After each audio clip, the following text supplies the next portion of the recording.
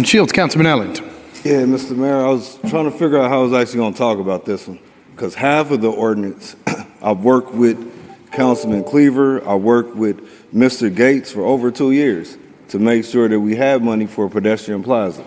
So I want to say thank you, City Manager, for having the pedestrian plaza dollars in there. But the rest of the ordinance, I can't support. I'm going to vote no on it. Because when you talk about $9 million of surplus dollars, that the original plan mandated to put the money back into Midtown, it's not surplus dollars. I represent the city at large. Midtown is one of the eyesores that we have as a city at large. And what I mean by eyesore, we have beautiful development accompanied by residents and neighbors that don't have the resources to improve their property. We have beautiful buildings being built on the corners, but we have sidewalks going from 35th Street to 31st that are unwalkable.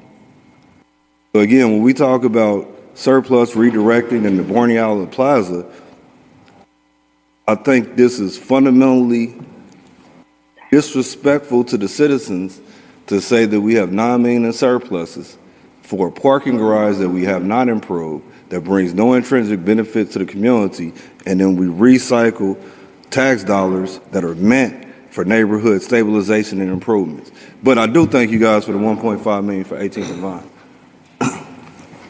I appreciate the honesty. Is there any further discussion on the ordinance? Hearing none, Councilman O'Neill.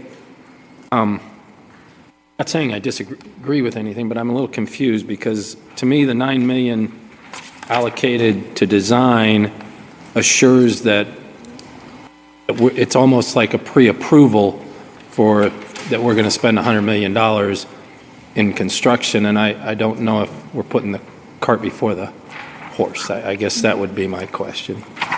I would say this, I don't see it necessarily as a guarantee we spend the money on it. I think what it does do is tells us, frankly, what we have to do one way or the other. So we own Barney-Alice Plaza. It exists. It is in a troubled condition and state now.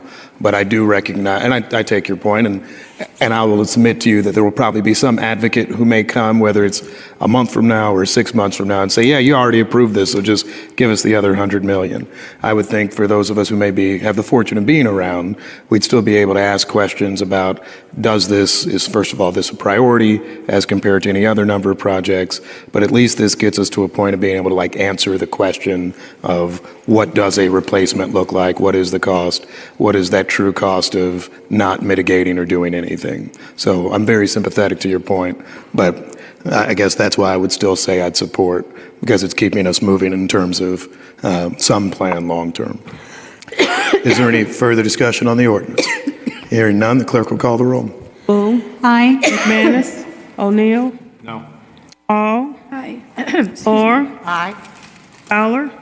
No. Ellington. No. Robinson. Aye. Shields. Aye. Bunch. Aye. Barnes. Aye. Parkshaw. Aye. Lucas. Aye. 9 ayes, 3 nays. I thought you were still. Ordinance passes.